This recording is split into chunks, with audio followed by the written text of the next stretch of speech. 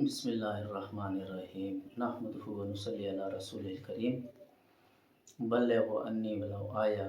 اگر تم کو ایک آیت بھی معلوم ہے تو دوسروں تک پہنچاؤ، مفہوم یہ ہے۔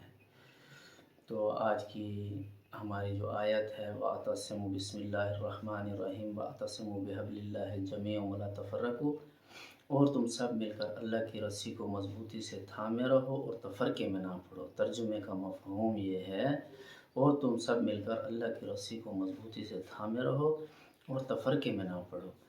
آج اللہ معاف فرمائے جتنی بھی امت ہے ساری کی ساری ٹوٹ پھوٹ کا شکار ہے، تو ہمارا یہ پیغام ہے کہ تفرقے میں نہیں پڑنا۔ کس چیز کو دیکھنا ہے؟ اللہ کی رسی کو مضبوطی سے تھامے رہنا اور تفرقے میں نہ پڑنا۔ یعنی کہ اللہ کی رسی کیا ہے؟ اللہ کا قرآن، اللہ کے نبی علیہ السلام کی زندگی، اس کو دیکھ کر چلنا۔ ہاں، کہ کیسے اللہ جل شانہ فرما رہے ہیں ہم نے ویسے کرنا ہے، کیسے ہمارے نبی پاک علیہ السلام نے کر کے دکھایا ہے ہم نے ویسے زندگی گزارنی ہے۔ ہم نے لوگوں کو اور چیزوں کو ادھر ادھر نہیں دیکھنا، ہم نے اپنی زندگی کو ان کی زندگی کے اوپر ڈھالنا ہے، کیونکہ آپ علیہ السلام کی زندگی بہترین زندگی ہے۔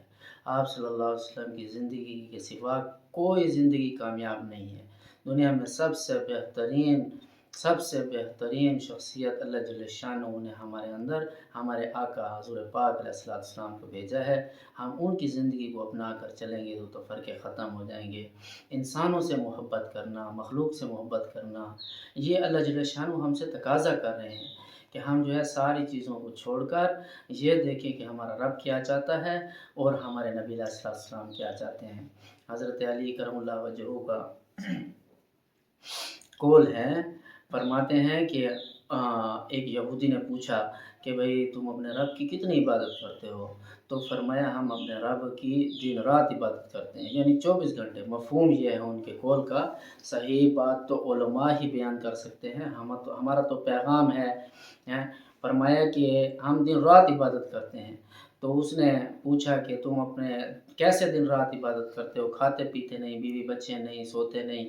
فرمایا ہم کھاتے پیتے بھی ہیں، سوتے بھی ہیں، بیوی بچے بھی ہیں، کاروبار بھی کرتے ہیں، لیکن بیت اللہ سے لے کر بیت الخلاء تک جانا یہ ہماری عبادت۔ پھر حیران ہوا کہ کیسے عبادت؟ فرمایا کہ ہم ہر کام کو اللہ کا حکم سمجھ کر کرتے ہیں، اور نبی پاک علیہ السلام کی زندگی کو دیکھ کر کہ جیسے آپ صلی اللہ علیہ وسلم نے ہمیں بتایا ہے ویسے ہم زندگی گزاریں گے تو یہ کامیاب زندگی ہے۔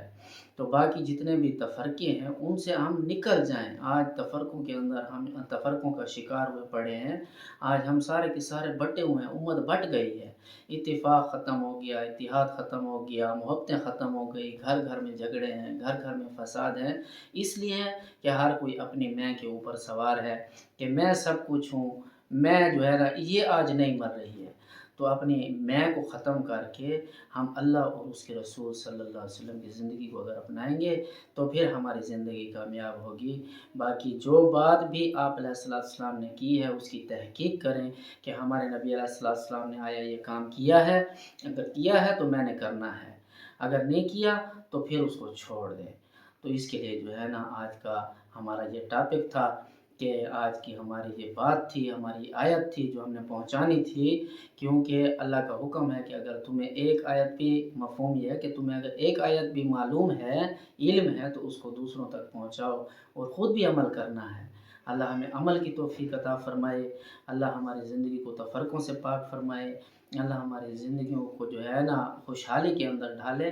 یہ اس وقت ڈھلے گی جب ہم تفرقوں سے نکلیں گے، دوسرے مسلمان کو اپنوں سے اچھا سمجھیں گے، تو اس وقت یہ جو ہے نا تفرقے بالکل ختم ہو جائیں گے۔